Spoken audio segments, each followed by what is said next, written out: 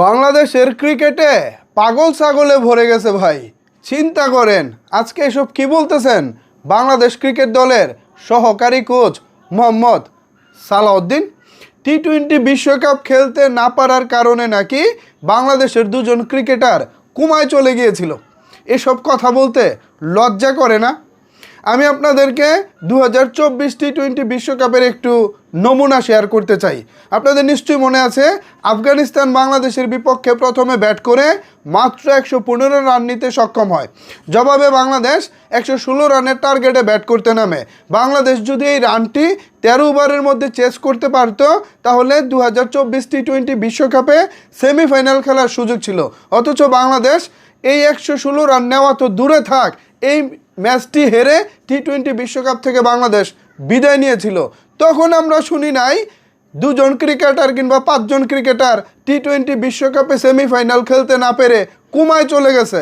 অথচ আজকে কোচ মোহাম্মদ সালাউদ্দিন জানাচ্ছে ভারতে গিয়ে টি-20 বিশ্বকাপ খেলতে না পারার কারণে নাকি দুজন ক্রিকেটার কুমায় চলে গেছে। কতটা হাস্যকর আর কতটা পাগল ছাগলে বাংলাদেশের ক্রিকেট ভরে গেছে এবার আপনি চিন্তা করে দেখেন। এরা নাকি ক্রিকেটার, এরা নাকি দেশের জন্য খেলে, অথচ এদের নিজস্ব আত্মসম্মান বোধ বলে কিছু নাই, দেশের প্রতি কোনো দায়বদ্ধতা নাই, নিজেরা খেলতে পারছেন না বলে আজকে তারা কুমায় চলে যাচ্ছে। আরে বেটা, তোদের তো হওয়ার কথা ছিল দেশপ্রেমে ভরপুর তোদের হৃদয়ে, তোরা দেশের জন্য খেলতেছিস তাই না?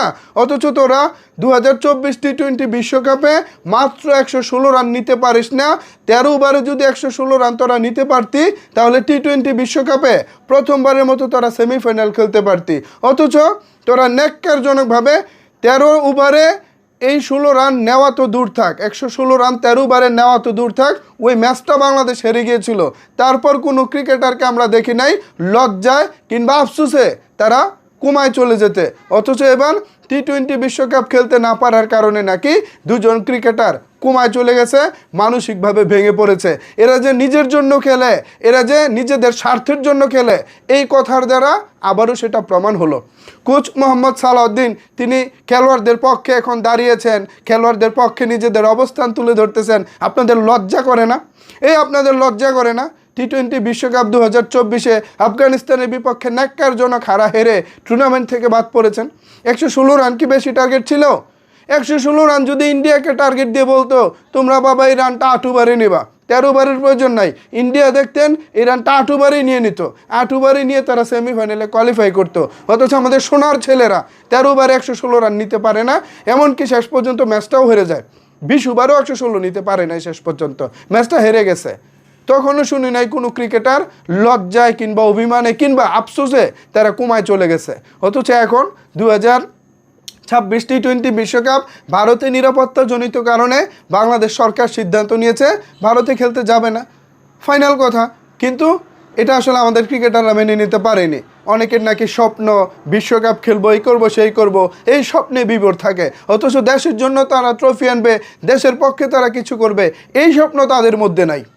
বিশ্বকাপ জিততে পারি নাই, এই আফসোসে কমায় চলে গেছি, এই কথাটা তাদের মুখ থেকে শুনবেন না। তাদের মুখ থেকে শুনবেন বিশ্বকাপ খেলতে পারেনি বলে তারা কমায় চলে গেছে।